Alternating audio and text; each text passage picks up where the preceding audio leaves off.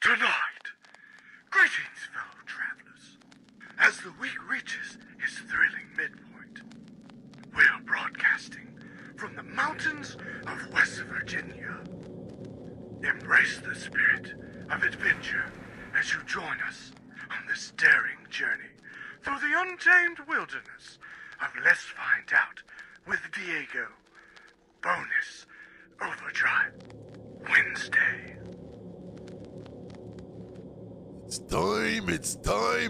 time to find out with Diego. Let's go. Ooh, yeah. On this episode of Bonus Overdrive Wednesday, in 1995, Shining Force emerged as a visionary project ignited by God to spearhead outreaches in the downtrodden neighborhoods of Houston, Texas. Against all odds, the connection of like-minded individuals through a media outlet solidified the team's purpose. Their journey saw them gracing the stage alongside iconic rock and national recording artists, bridging the gap between the secular and Christian heavy metal realms. They are indeed warriors for Christ. All this plus more. Please welcome to Bonus Overdrive Wednesday, Billy G. Vaughn from Shining Force. My friend, Billy, welcome to the show. Thank you very much. Yeah, it's man. An honor to be here. Oh, no, the honor's on this side of the table because I said I was talking to you on the pre-interview. I'm a big fan of Christian rock, Christian metal. In fact, talking earlier, when I was about 14 or 15 and there was a lot of these around, there were a lot of metal magazines back then. I mean, the top two, Heaven's Metal by Doug Van Pelt was one of them. And there was another one called White Throne. But there were a lot of other ones in the underground, a lot of fanzines. And I had one for a couple of years, and I thought it was really cool. But back then, there's no internet, man. So if the only way for me to find out about the bands is going to these magazines, I went to the back where the music reviews and the band say, hey, send $5, we'll send you the demo. That's how I got in contact with the bands, and I would write them letters with questions and they send it back. So snail mail, man, that's like 30 years ago, 35 years ago. How times have changed to the now. I found out about your band through, a Christian metal group that I follow on Facebook, and boom, Shining Force, brother. All right. That's awesome. It is. And then I clicked, I clicked the YouTube link, and then you blew my mind, man. Powerful vocals, powerful music. But, one of the things I'd like to congratulate the band on, and you guys receive an achievement award for Spiritual Warfare CD as well. We have a lot of ground to cover, but how did you receive that award? Where did that come from? Yeah, we like I said, I found that also on it was a power metal site, and they said we made album of the year. So they picked, I guess, maybe 24 albums that I saw when I went on there, and we were one of those 24 that they picked for the month of August, which was awesome to us to receive an honor like that, man. It's, it kind of helps us out and kind of gets us out there to a point where we're able to minister more. And that's what we're all about, man, is putting a message out, letting people know that, hey, there's always another way. You don't have to go and struggle. And, if you turn to Christ, man, he's your answer for everything. So, to us, that was a real big honor. And also from another side, I think I talked to you about where we received another album of the year from them, being at number 17. That was awesome for us, man. We've been doing this for a while, and to receive something like that is a great honor. And it is a testament of what the type of product and the message you guys are putting out there. So, but let me ask you this, because I came into the Christian metal scene probably around 1989, and that's a very long time ago for some. For me, it was just a blink of an eye.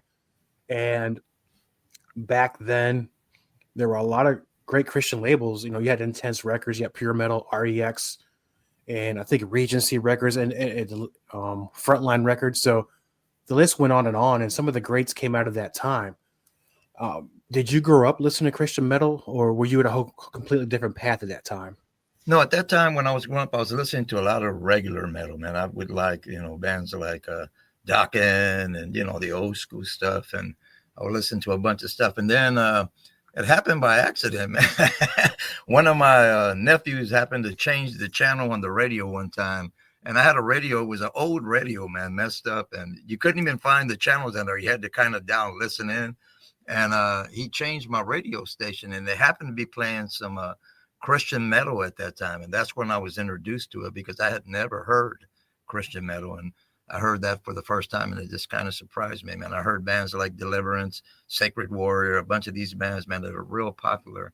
And I've become friends with some of those guys, man. So to me, it's an honor just to even know them, man, because like I said, when I found them, I was already listening just to regular stuff. I wasn't even saved at that time. Yeah, for me at that time, me neither. It came out as a interesting experience for me because at that time, and I think it kind of really sucks in a way, and it was fashionable to make fun of Striper because they had that glam type of look, but if you really sit down and listen to the Striper albums back then, that was some pretty awesome stuff. Oh yeah, man, definitely, man. I mean, the way that Michael Sweet plays, man, and I mean, just to watch him play and sing at the same time, that's kind of hard to do. But and that guy is awesome. I mean, all the albums that they've created, they're him and Oz, man, they're really good, man, real good. I've seen them on the MTV. My brothers, they want to say, hey, come check out this Christian band, and I saw them in the MTV, and that was back in the 80s, man. So that was pretty cool. It was, and I think at that time, not many bands were getting on MTV or Headbangers. Well, I think one did. I think it was Baron Cross actually got to get one video on there, but if you blink, you miss it. And I think Deliverance with Weapons of Our Warfare also made it on there, but I think it might have been a one-off on that. Yep, I remember that. And that song, you want to get hyped up, and I was listening to that just the other day. I can never get tired of listening to it. That's how good that song is. But and we can talk about these things all day and all night because I'm pretty sure you and I can do that. But here's let's get to I like to say the focus of why we're here in a way, not only to discuss the music from Shining Force, but discuss I'll call it an origin story to use a generic term, my friend, where something happened in 1995. You received a vision from God. So what is this vision? Can you tell us more about this? What happened, my friend? Yeah, I had recently went to church, man, and I accepted Christ as my savior. And then from there, man, I was sitting down watching television, and I can't remember the minister's name I was watching on television, but I was watching him. And then out of that, man, I heard a voice just speak to my mind, man, and tell me, okay, it's time to do something. Because I had asked God before, God, if there's anything you want me to do, let me know. So that time I literally heard a voice tell me in my head, say, it's time, you need to do a park rally. And I didn't even know anything about a park rally, man, at all. I didn't know how to do one. I didn't know how to set one up. So when I heard that voice, the first thing I did was pick up the telephone. I called a friend of mine named John. And I told John, I said, man, I just heard God speak to me and tell me, hey, do a park rally. I told him, I don't know how to do a park rally. I said, do you?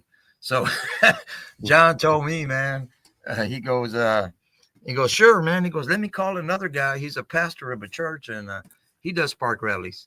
And he says, we'll talk to him and, see what he can do. So he called another pastor named John. So this guy actually told me, he goes, man, I was cleaning out my file cabinet when I met him. He tells me, he goes, John called me and said, hey, John, this is Brother John. He goes, Brother Billy called me and said, God told him to do a park rally. He goes, well, you're not going to believe this, but in my hand right now, it's cleaning out my file cabinet. He goes, and in my hand, I have a folder, and it tells you everything how to do a park rally. So right then and there, he knew that this was straight from God.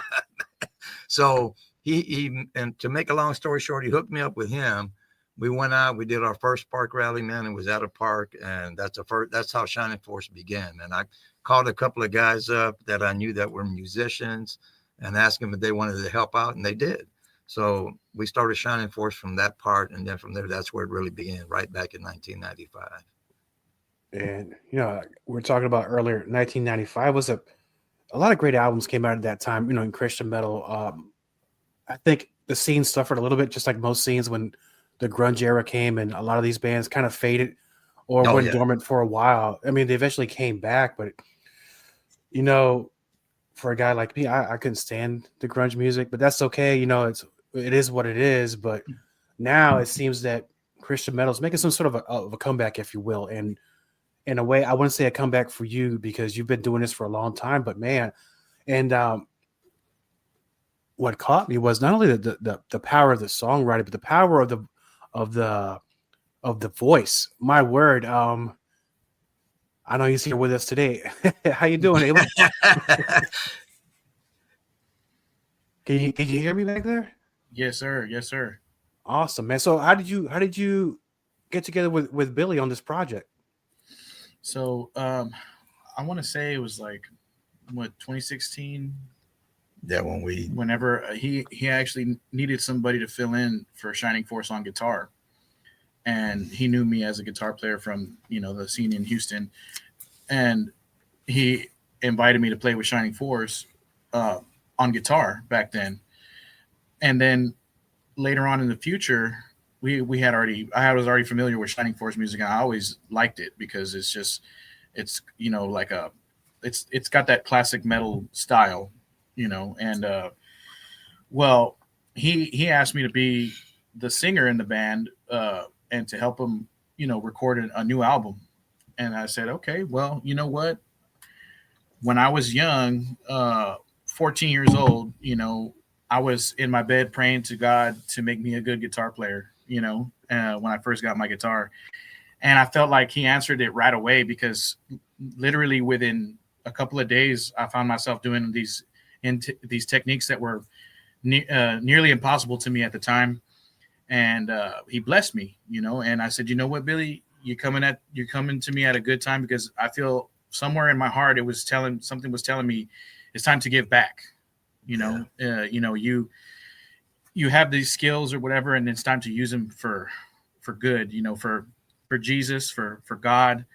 And I felt like, you know what? Yeah, it's my time to give back to him. And this is what this album is. It's my giving back to God and worshiping him and all his glory. Amen. That's a beautiful thing. Now, at that time, were you listening to Christian metal at all, or is this something you kind of stumbled into once you got close to Shining Force time? Well, I want to say I didn't start listening to Christian metal until I was almost, I think in my early 20s, because I didn't know that it actually existed. I started listening. I actually heard a band called Striper, and well, I was amazed at just the sound of Striper, and then to know that it was also glorifying God was just a plus for me. Amen. Yeah, and let's talk about this now because we got the backstory of how this started, and I think it's one of those parts when you're in a Christian. It doesn't matter if it's metal, if you're, it could be Christian contemporary music. Sometimes the music part takes the more important role, and the ministry side kind of takes the back seat. So, and I think it's a little more added pressure for a Christian band because they have to be kind of both, an even balance of both. They have to be entertainers, and also the ministry side has to be strong. So how are you both handling this, I guess, this responsibility, to say the least? Well, that itself, man, Abel knows how I am. I'm all about ministry, man. I've always been about ministry. I don't care about money. I don't care about any of that. What I care about is to get a message out to the people and let them know, because, God did so much for me. He's done so much for Abel. So we both know, in our hearts, hey, man, it's a ministry thing. It's not about money. We're not trying to get famous, but if it happens, that's because God made it happen. To us, it's about getting out there, ministering, putting out a message to let the people know, hey, there's an answer for everything you're going through. I don't care what it is. If you turn to God and give God a chance, he will answer you, man. And that's the way we look at it. Abel knows when I brought Abel to the band, when I met Abel and asked him to start playing with us and stuff, and he agreed. He knew what I was about, man. This band's always been about ministry. It's not about trying to be famous or trying to make money or whatever. Like I said, to us, it's about reaching out to the people, to the poverty neighborhoods, anybody we can reach. As long as there's a message that goes out, that's what really counts, man. And and it is hard, like you say, because you're trying to perfect this music, and you're in a scene around a lot of people. And this is like worldly bands or whatever that you play with all the time. But we don't just play church, man. We play clubs, we play festivals, we play everything. Mm-hmm. And we're around all these kind of people all the time. Abel can tell you that, man. It's, and it's a struggle sometimes because, you're out here and these people sometimes they're like a Christian band. You hear that every now and then. Yeah, we get that a whole bunch. Christian band, but when they hear us play, they're surprised, man. Their mouth just drops like, oh my God, I didn't know they played stuff like this. Mm-hmm. And normally that's how it happens when the music does the talking. People start forgetting. I mean, in a sense, they're like, I don't care about the message. I like the music. But Exactly. at the same time, people will tell you, I don't listen to the lyrics. Oh, you kind of do, buddy, because sometimes when you're listening to other types of music, you start emulating the behavior of the lyrics, what Exactly. the spirit of the music. But we have a different spirit of the music here. Yeah. Yeah, and that's true, man. Like I said, I've had people come up to me and say, "Well, I didn't even know you were a Christian, man, until I heard the lyrics." You know, when they hear the lyrics, then they know who we are and what we sing about, man. We're not afraid to, tell people what we're about, man. I mean, the whole thing about it is that, there's a message that needs to be sent out, and there's hope in Christ, man. That's the whole thing. And a lot of people are looking for answers, dude. And there are answers right in front of them. They don't seek God; they seek the world, and the world doesn't have answers for you, man. God's got all your answers for you, man. And that's true. And you can't be ashamed of the message because you're there for a No, reason. exactly. And usually it's pretty simple for us because, see, well, for me, I'm a metal musician. I've always been a metal musician. I've always played metal in all different kinds of bands, cover bands, and original projects and stuff like that. So my goal as far as songwriting and producing music is it's gotta be, The right best. up there with the best of them. That's right. Heavy metal, right? The best metal that comes out of me, right? But then the message is Christian. Yeah.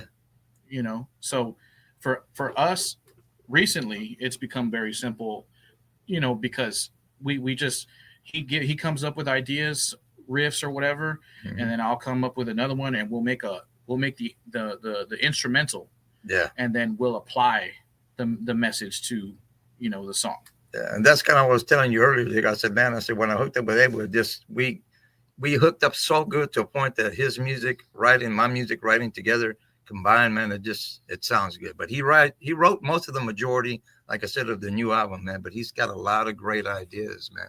And I feed off of that, and he feeds off of some of my stuff.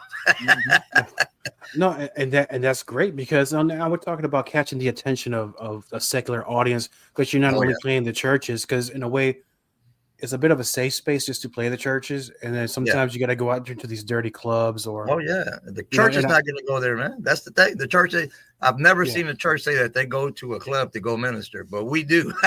Our music speaks for itself, man. So it does the ministering for us. Right, because they need the saving, right? That's right.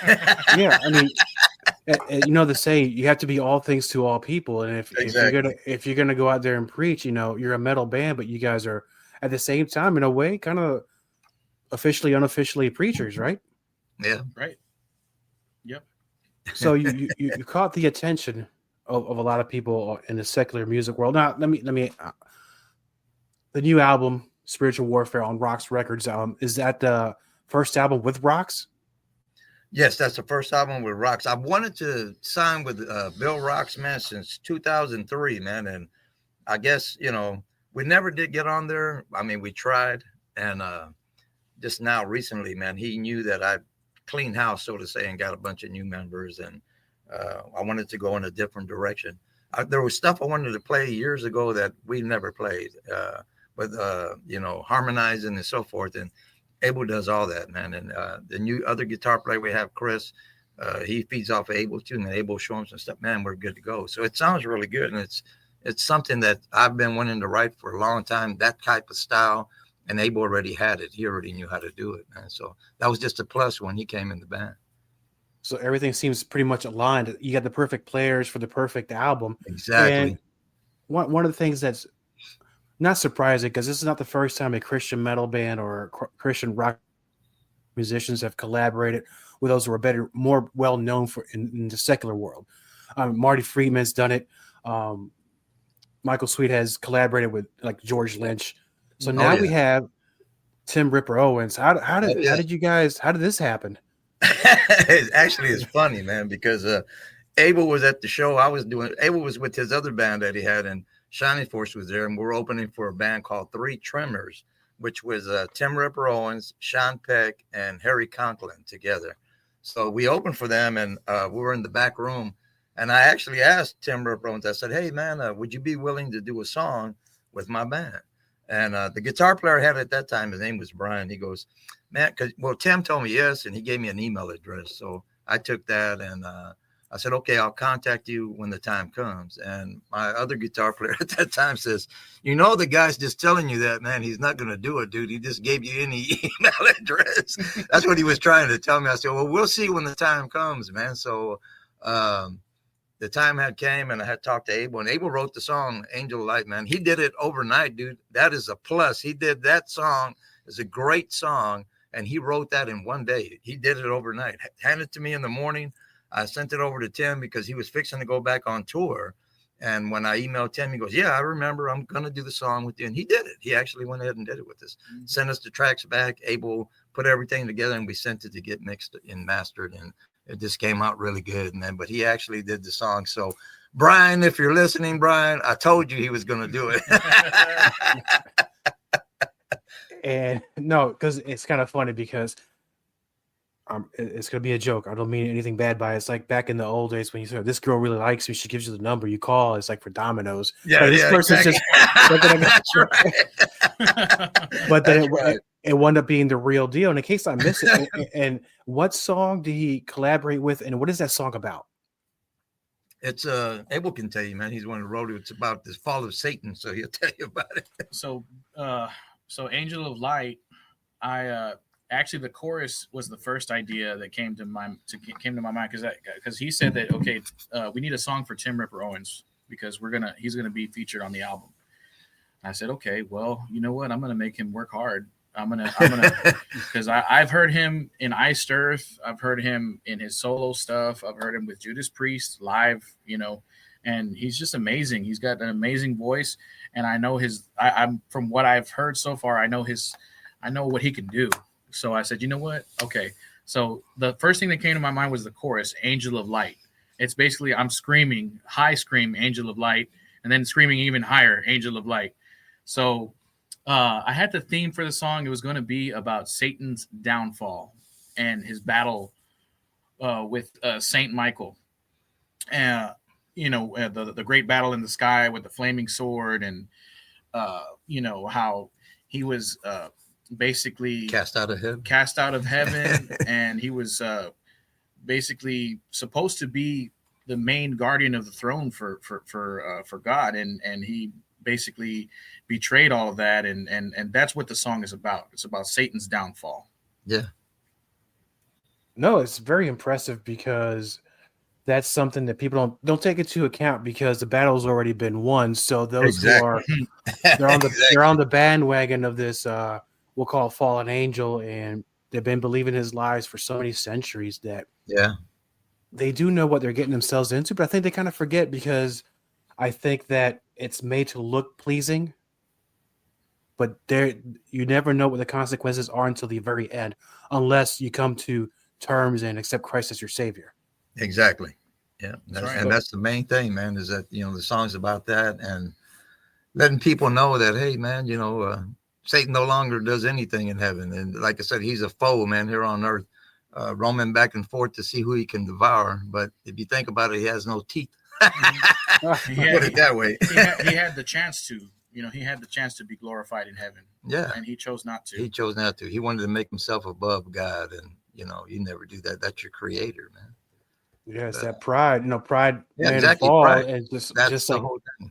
That's what the ending lyric of the song is: "Suffer now before your pride." Exactly. That's awesome, man. I got that.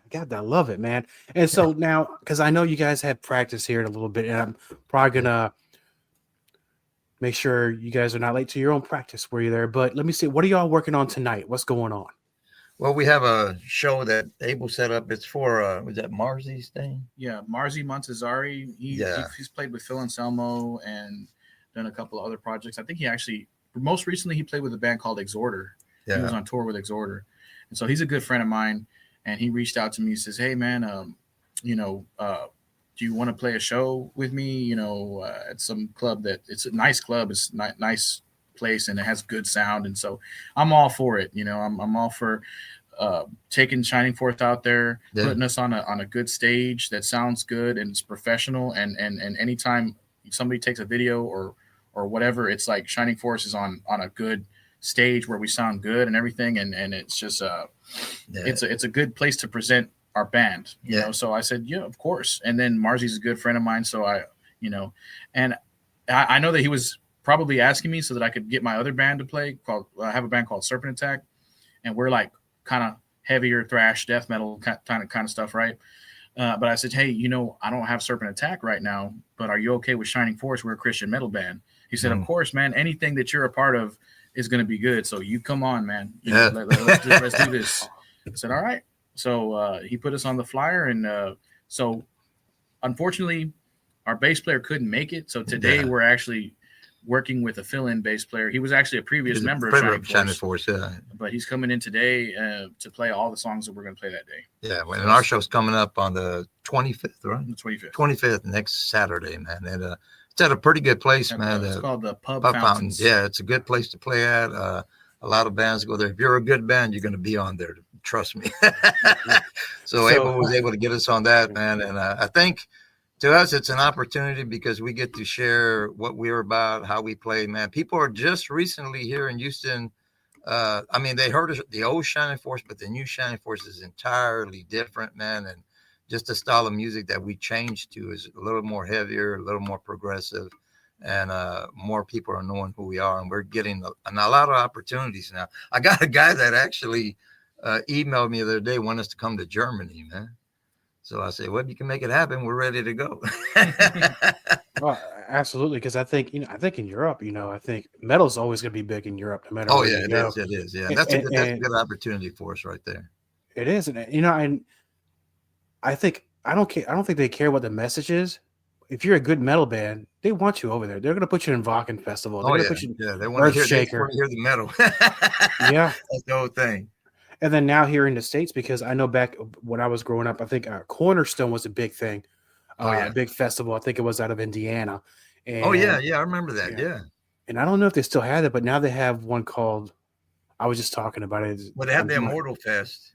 Immortal Fest now you're starting seeing some of these bands that were the top bands back in the earlier days coming back and playing these shows. Is there anything like that in future for 2025? Well, that's what we were looking at, man. Like I said, the CD came out kind of late at the end of the year in August. So Immortal Fest is usually already starting to book before that time. They try to book before the end of the year so they have everything already set for the year. Now, I did send a CD to the people that put that on, hoping I know we probably won't get on this year, but hopefully next year. But even besides that, there's some other festivals that have contacted me that have been asking questions about trying to bring us out. So hopefully we get on some of those this year. Like I said, it's a new album. It was released in August, which is close to the end of the year. So that was the bad part about it. But still yet, it's a good thing because now a lot of people are listening to it. And we're actually working on, like I was telling you, an EP that's fixing up to come out called The Woe. That's going to be either a 4 or 5 song EP. Good music. Abel and I have already started working on that. We've been doing this already for a little while. So we're kind of trying to take a little time with it to make sure it comes out really good so we can, give the fans what they want. He's been writing some good music for that. And we're still going to try to release a full album by the end of this year, if possible. So we're hoping to do that, man. Oh, I'm looking forward to hearing it too. And for both of you, I'm not putting you on the spot because, it's not that kind of show. But if you were to take some of your favorite Christian metal artists, which would make your top 5? My top 5? Yeah. I would say would be Striper, Sacred Warrior for sure, Deliverance for sure. Tourniquet is another band that I used to love, man. They're great, dude. They're really good. A lot of thrash metal, really good. And I guess for my 5th one would be Theocracy. I like Theocracy, man. They're really good. That would be my 5. Those are the ones I like the most. So I'll be honest with you. I don't really know many Christian bands, but the ones that he mentioned, I do know them. Yeah. I do know Deliverance, and I do know Sacred Warrior. And, of course, I know Striper. I've been listening to Striper probably for a good 10 years now, and I've seen them a lot because they come to Houston quite a bit. Oh yeah. And I've seen them every single time they've ever come. I've seen them on a little small stage. I remember I think something happened outside. It was actually at the Pub Fountains where we're going to go. Oh yeah, right there. Yeah. Where so they have an outside stage, and I guess something was wrong with the outside stage. They put them on a little tiny stage inside of the Pub Fountains that they have for the bar bands that come and do, the ones and twos, And so these Striper was literally on this little tiny stage, and I'm like right there in front of them, just watching them. Like, wow, man! Like, it was amazing. But them, and I don't know if you would consider Creed to be Christian, but they had a lot of Christian lyrics, in the beginning. So I guess I would say Creed was one of those good bands. Switchfoot, I like a couple of songs from them, but like I said, I'm not really too familiar with any other bands besides what he already mentioned. Yeah. That's all right. We'll talk one day. I'll make some crazy recommendations for you, man. Some of the classics to the current ones, and I highly make a recommendation to the listeners of Bonus Overdrive Wednesday with Shining Force. And my friends, for the listeners of this show that want to get to know more about the band and want to learn more about the albums, where can they find out? What websites can they go to? Where can they follow you? Well, we're on Facebook. They can find us there. Another site is our regular. We have a website. It's www.shiningforceband.org. They can find us there. And we're also on, what's that other? Is that Reverb Nation? Reverb Nation. We're on reverbnation.com too. You can find us there. So those are the main places. Facebook, we do a lot of stuff on Facebook. I put videos on there. Also, YouTube, we have a YouTube channel, which is under Shining Force Band. You'll find us there. There's a lot of our videos there. One of the videos from the song from the new album called King of Kings, when we first put it out, it was before the album was actually finished. And it was November of not last year, but the year before that, right? Yeah, November. Then I put just put that song. It was one that we completed. We had 40,000 views within 2 months. So that was pretty good for us. That's amazing. No, that's really amazing, yeah. man. We had 40,000 views in 2 months, man. And we got a lot of recognition for that song. And then the Angel of Light, man, now that I posted that, we've been trying to put our videos out more. So if you go to YouTube, you'll find a whole bunch of live videos with this, man, playing. We're trying to put more on there for everybody to take a chance. And the videos are pretty good quality. Most of them are, man. So they can listen to it there and you'll hear the music on that side. Yeah, I've been listening. I've been watching. So I definitely highly recommend Shining Force for the listeners. And I really appreciate both of you taking the time out of your busy day to, I know you got to go record some new stuff, but when you release a new EP, please come back on the show. I want to talk more about Shining Force. I want to talk about the music. I want to talk about that EP. Yeah, definitely. We can do that, man, for sure, Dave. I'll keep in touch with you, man. Absolutely. Thank you very much, my friends. Thank you, brother. We appreciate it. My friends, before we go, I'd like to thank Billy G. Vaughn and Abel Milano for doing this interview right before they went to rehearsal to start working on their new EP, The First Woe. That will be released in the near future. But now, we have for you a track from their latest album, Spiritual Warfare, available through Rocks Records. This is the self-titled track, Spiritual Warfare, here on Bonus Overdrive Wednesday, right now.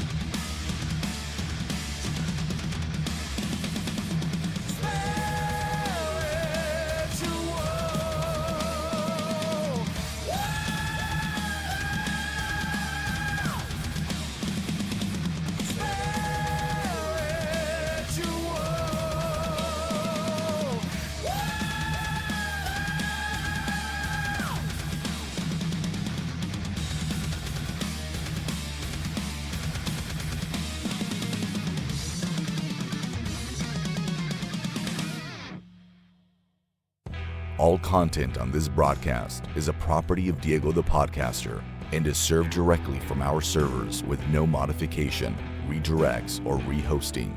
All celebrity impersonators are paid performers. The impersonated celebrities do not endorse or promote any views or opinions expressed by our guests, Diego the Podcaster, or Bonus Overdrive Wednesday. The information shared on Bonus Overdrive Wednesday is provided on an as-is basis, with no guarantees of completeness, accuracy, usefulness, or timeliness.